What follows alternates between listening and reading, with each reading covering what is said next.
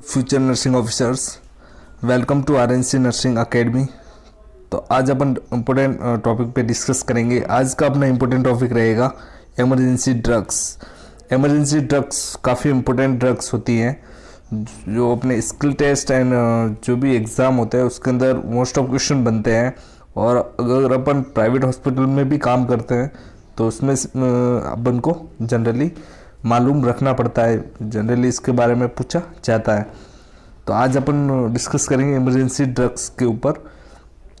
तो फर्स्ट अपनी ड्रग्स है इमरजेंसी ड्रग्स नाइट्रोग्लिसरीन। नाइट्रोग्लिसरीन जैसे कि आपने बहुत बार पढ़ा होगा, एनटीजी बोलते हैं शॉर्ट फॉर्म में।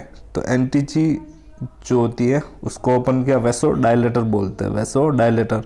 और ये यूज़ होती है किसके अंदर, यूजेस इसके होते हैं तो एंजाइना पेक्टोरिस। एंजाइना पेक्टोरिस की ड्रग ऑफ चॉइस पूछा जाए अगर ड्रग ऑफ चॉइस एग्जाम के अंदर तो कौन सी होती है, NTG nitroglycerin. And myocardial infection, myocardial infection के अंदर भी ये देते हैं। ये क्या काम करती है, वैसो डायलेटर। तो ब्लड के फ्लो को बढ़ाती है जिसके कारण क्या होगा, जो ब्लड में अगर ऑक्सीजन की कमी होती है तो उसकी पूर्ति करती है। तो नाइट्रोग्लिसरीन देते हैं अपन angina pectoris and myocardial infection. ये इसका रूट क्या होता है तो सबलिंगुअल देते हैं। सबलिंगुअल का मीन्स होता है जीभ के नीचे, जीभ के नीचे रखते हैं तो ऑटोमेटिक ये डिजॉल्व हो जाती है। इसकी जो डोज होती है वो 0.5 mg होती है, जो रिपीटेड आफ्टर 5 मिनट, 5 मिनट के आफ्टर रिपीट करते हैं इसको।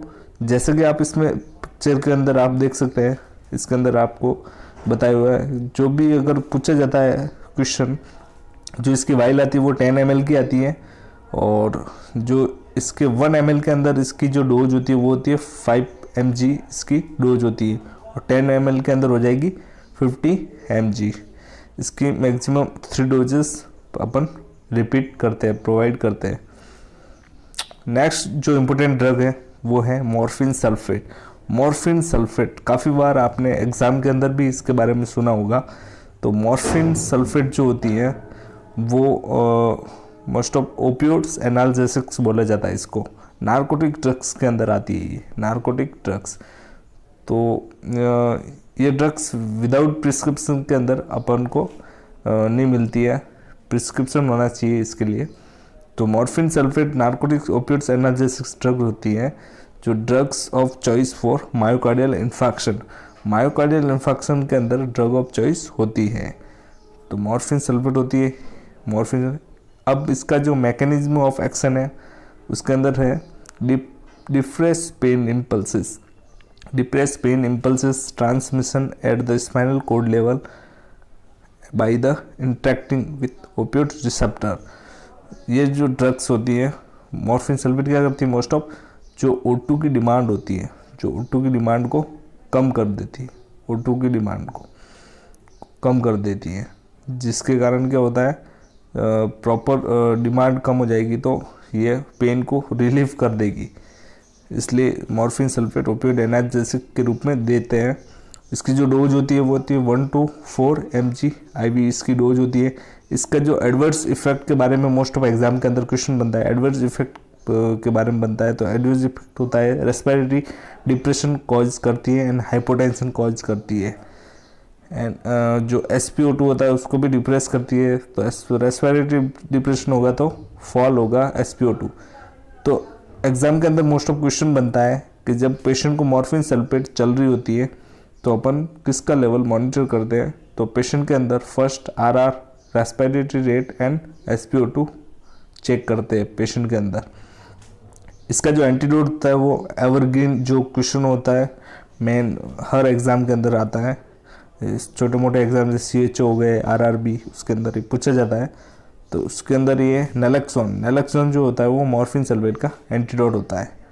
इसकी जो वाइल देख सकते हैं आप 25 mg आती है पर ml के अंदर, और इसकी पूरी जो वाइल आती है वो 250 mg की पूरी वाइल होती है। नेक्स्ट बढ़ते हैं अपन एट्रोपिन सल्फेट। नेक्स्ट जो अपना इंजेक्शन है एट्रोपिन सल्फेट। एट्रोपिन सल्फेट ये भी इमरजेंसी ड्रग्स के अंदर आती है, जिसको chemical class belladonna alkaloid inhibits action of vagus nerve. ये क्या करती है, वेगस नर्व के स्टिमुलेशन को कम कर देती है। Use for treatment of sinus bradycardia. ये किसके लिए यूज करते हैं अपन, sinus bradycardia and reduce secretion of organophosphate poisoning and AV block and cardiac arrest. तो डियर फ्रेंड्स, तो इसमें अपन एट्रोपिन सल्फेट का अगर यूजेज पूछे जाए तो एट्रोपिन सल्फेट क्या करती है, most of increase pulse rate को बढ़ाने का काम करती है एट्रोपिन सल्फेट। ईसीटी के अंदर भी देते हैं, तो ये पल्स रेट बढ़ाती हैं और क्या करती है, सिक्रेशन को रिड्यूस करती है। तो ये सिक्रेशन को भी रिड्यूस करती है, जो भी सिक्रेशन होता है उनको कम करने का काम करती है एट्रोपिन सल्फेट। इसकी जो डोज होगी वो थी 0.5 to 1 mg इसकी एवरी 3 to 5 मिनट में रिपीट करते हैं जो इसकी डोज होती हैं। और इसकी जो वाइल आप देख सकते 0.6 mg की इसकी एम्पुल आता है इसका एट्रोपिन सल्फेट का। और बेलूडोना और ऑर्गेनोफॉस्फेट पॉइजनिंग का ये एंटीडोट होता है एट्रोपिन सल्फेट। नेक्स्ट बढ़ते हैं एमायोडेरोन्स भी एमरजेंसी ड्रग्स होती हैं।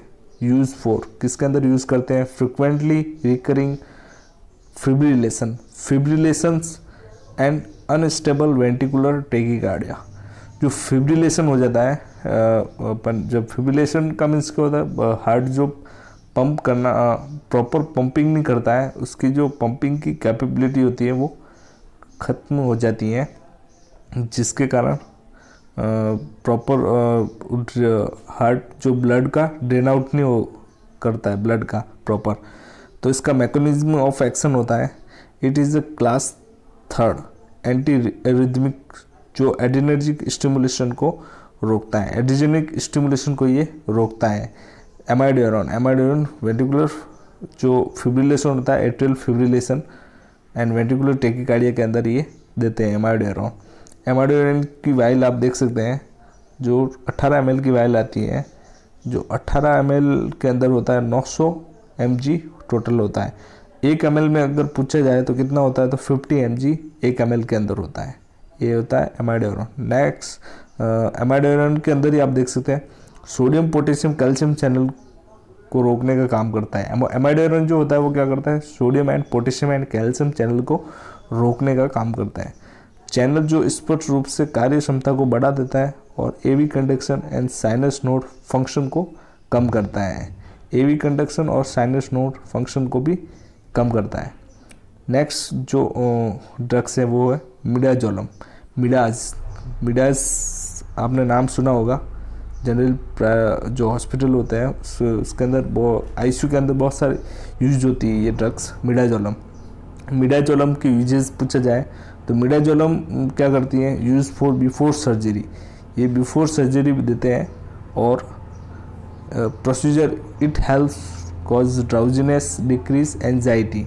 ये क्या करती हैं, क्या करती हैं, ड्राउजीनेस और डिक्रीज एंजाइटी को कम करती हैं। तो मिडाजोलम आप देख सकते हैं, तो मिडाजोलम बिफोर सर्जरी देते हैं, मीन्स ये क्या एनेस्थेटिक का काम करती है, मतलब सेडेटिव्स होती है। मिडाजोलम क्या बोला जाता है, sedatives to decrease your memory of the surgery और प्रोसीजर। तो एंजाइटी कम हो जाएगी। And these medication may also use be to help the anesthesia. तो ये मिडाजोलम का जो वाइल है वो देख सकते हैं मिडाज। तो ये क्या करती है, memory of surgery of procedure and these medications may also be use to help with anaesthesia and to sedate the people who need a tube or machine to help with breathing and ventilation। जो most of vanity patient होते हैं, जो patient जो ज़्यादा irritate करते हैं तो उसको सीडेट करने के लिए अपन ये मिडाजोलम यूज़ करते हैं। जो भी वेंटी पे होते हैं, जो वेंटी वाले पेशेंट होते हैं, इंटूबेटेड पेशेंट होते हैं, उसके अंदर इसका यूज़ किया जाता है as a sedatives. Next important drugs है एड्रीनलिन ADR, जिसको ADR के नाम से जाना जाता है। काफ़ी इंपॉर्टेंट ड्रग है ये भी। Class sympathomimetics and drugs adrenergic agonist. इस ड्रग्स को क्या बोला जाता है, एड्रीनर्जिक एगोनिस्ट होती है। एगोनिस्ट का मीन्स होता है जो बढ़ाने का काम करती है, और एंटागोनिस्ट मतलब उसको कम करने का काम करती है। एंड डोज, इसकी जो डोज होगी एड्रेनालिन की वो होती है 1 mg IV बोलस देते हैं, और ये इन्फ्यूजन के अंदर दिया जाता है, कभी भी ड्रिप के अंदर नहीं देते हैं। 1 ml ऑफ 1 रेशियो 1000 के अकॉर्डिंग देते हैं। एंड ये जो ड्रग ऑफ चॉइस होती है वो एनाफाइलेसिस की ड्रग ऑफ चॉइस होती है, जिसके अंदर डोज लगती है 3 to 5 माइक्रोग्राम पर केजी के हिसाब से इसकी डोज लगती है। तो अगर एनाफाइलेस्टिक रिएक्शन शॉक के अंदर अगर ड्रग ऑफ चॉइस पूछा जाए तो एड्रेनालिन कहा जाता है। एक बहुत बार क्वेश्चन आया हुआ है। तो इंडिकेशन इसके होते हैं एनाफाइलेटिक शॉक के अंदर एंड ब्रोंको स्पाज्म, जब ब्रोंकाई प्रॉपर काम नहीं करती, स्पाज्म आ जाता है उनके अंदर, तो रेस्पिरेशन डिप्रेशन होने लगता है, तब एड्रेनालिन का यूज़ किया जाता है। एंड इसका जो एक्शन होगा वो होगा पेरिफेरल वैसोकंस्ट्रिक्शन का काम करती है, and cardiac contractions as stimulate cardiac muscles को भी स्टिमुलेट करने का काम करता है, जिसके अंदर आप वाइल देख सकते हैं एड्रेनालिन की 1 mg आता है टोटल वाइल के अंदर। नेक्स्ट इंपॉर्टेंट ड्रग है डोबुटामाइन। डोबुटामाइन जिसका ट्रेड नेम होता है डोबुट्रेक्स के नाम से जानते हैं। केमिकल क्लास कैटाकोलामाइंस का जो केमिकल क्लास नेम होता है, एंड इसकी जो डोज होती है वो होती है 2 to 20 microgram kg minute by IV infusion के अंदर देते हैं डोबुटामाइन भी।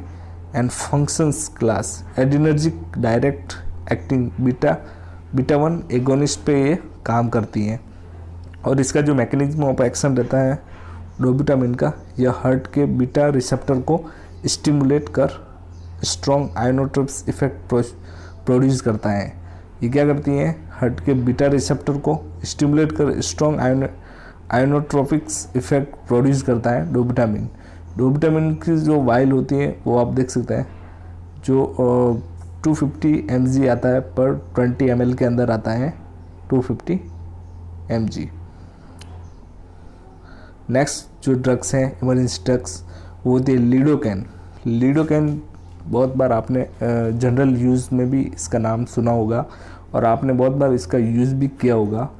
मतलब जब अपन कोई भी अगर पेशेंट आता है तो उसके स्टिच लेना हो या सीडेट, अगर नॉर्मल लोकल अगर एनेस्थेटिक के रूप में यूज़ करना हो तो लीडोकैन का यूज़ करते हैं, इंजेक्शन 2% लीडोकैन। तो इसका जो क्लासिफिकेशन होता है वो है anaesthetics and anti arrhythmic drugs के रूप में भी इसका यूज़ किया जाता है। इसका जो इंडिकेशन होता है anaesthesia and arrhythmia. And action होता है इसका increase electrical stimulation of ventricle and his Parkinson's system by direct action on tissue. तो ये क्या करता है, स्टिमुलेट करता है कार्डियक मसल्स को एंड वेंट्रिकल्स को एंड Parkinson's फाइबर को डायरेक्ट टिश्यू पे। इसका जो वाइल है वो देख सकते हैं 50 ml की जो वाइल आती है, 2% इसकी जो स्ट्रेंथ रहती है लीडोकैन की, और पर 1000 mg 50 ml के अंदर होता है। 20 mg पर ml के अंदर आता है। अगर क्वेश्चन पूछा जाए 1 ml के अंदर कितना होता है तो 20 mg होता है 1 ml के अंदर, 1 ml के अंदर 20 mg। नेक्स्ट इंपॉर्टेंट ड्रग है फ्रूसेमाइड। लोकल यूज़ अपन करते हैं बहुत बार। फ्रूसेमाइड काफ़ी अच्छी ड्रग्स होती है, जो अगर पेशेंट हाई बीपी होती है तो उसमें इसका बहुत बार यूज़ किया जाता है। फर्स्ट प्रायोरिटी यही यूज़ करते हैं। इसका जो ब्रांड नेम आपने काफ़ी बार सुना होगा लेसिक्स के नाम से बिकती है ये, और इसका जो मैकेनिज्म ऑफ एक्शन रहता है वो रहता है लूप डायूरेटिक्स होती हैं, act on loop of Henle and these drugs increase potassium excretion. जो लूप डायूरेटिक्स होती है वो क्या करती है, पोटेशियम एक्सक्रिएशन ज़्यादा करती है and urine and increase amount of urine loss. तो बॉडी के अंदर अगर एक्स्ट्रा फ्लूइड होता है तो उस फ्लूइड को एक्सक्रिएट करती है by urinary system. And example होता है इसके bumetanide, Bumex and ethacrynics acid, Edecrin and frusemide, Lasix, torsemide के नाम से भी जानते हैं। और नेक्स्ट जो ड्रग्स होते हैं पोटेशियम स्पेरिंग डायूरेटिक्स का मीन्स होता है potassium sparing diuretics are medicine that increase diuresis without the loss of potassium. Example spironolactone and Aldactone. तो एग्ज़ाम के अंदर क्वेश्चन भी पूछा जाता है बहुत बार, अगर पेशेंट को लूप डायूरेटिक देते हैं तो हाइपोकैलेमिया देखने को मिलता है, और हाइपोकैलेमिया के अंदर अवॉइड करते हैं और हाइपोकैलेमिया देखने को मिलता है अगर लूप डायूरेटिक। अगर स्पाइरोलैक्टोन चल रही होती है या एल्डेक्टोन, अगर पोटेशियम स्पेरिंग डायूरेटिक चल रही होती है तो उसके अंदर क्या होता है, हाइपरकैलेमिया देखने को मिलता है, मतलब पोटेशियम लॉस नहीं होता है, कुल मिला के यही होता है।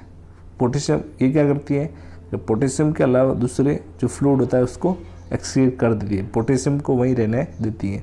इसके जो इंडिकेशन होते हैं टोटल डायूरेटिक्स के, यूरिनरी रिटेंशन के अंदर देते हैं, हाइपरटेंशन एंड इडिमा, जब बॉडी के अंदर इडिमा हो जाता है, एक्स्ट्रा फ्लूइड जब कलेक्ट हो जाता है, असाइटिस हो जाता है और इडिमा है, तो टू रिड्यूस फ्लूइड ओवरलोड में भी ये यूज़ किया जाता है।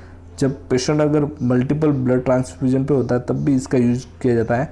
और एक बहुत बार क्वेश्चन पूछा जाता है लेसिक्स से रिलेटेड कि अगर पेशेंट को लेसिक्स का बेस्ट टाइम कौन सा होता है लेसिक्स के लिए, तो अपन अगर डायूरेटिक्स दे रहे हैं तो पेशेंट को कब देनी चाहिए, कमिंग मॉर्निंग देनी चाहिए, मॉर्निंग में इसका यूज़ करना चाहिए। क्यों, क्या करती है ये, यूरिनरी एक्सक्रीशन को बढ़ाती है। तो पेशेंट अगर अपन रात में देंगे तो पेशेंट क्या होगा, डिस्टर्ब होगा, इसलिए अपन इसका मॉर्निंग में यूज़ करते हैं। नेक्स्ट इम्पोर्टेंट ड्रग्स होती है एविल और डेक्सोना। एविल और डेक्सोना बहुत बार नाम सुना होगा आपने। यूजेस होते हैं इसके जनरल एलर्जिक रिएक्शन में देते हैं, drug allergic reaction. Dexona use as steroid और डेक्सोना यूज एज स्टेरॉयड के रूप में भी यूज़ किया जाता है। 2 ml के ये एम्पुल आते हैं, तो आप देख सकते हैं एविल एंड डेक्सोना। तो डियर फ्रेंड्स, तो चैनल अच्छा लगा हो तो लाइक करें, शेयर करें, सब्सक्राइब करें और कमेंट करके मुझे बताएं वीडियो कैसा लगा। ठीक है फ्रेंड्स।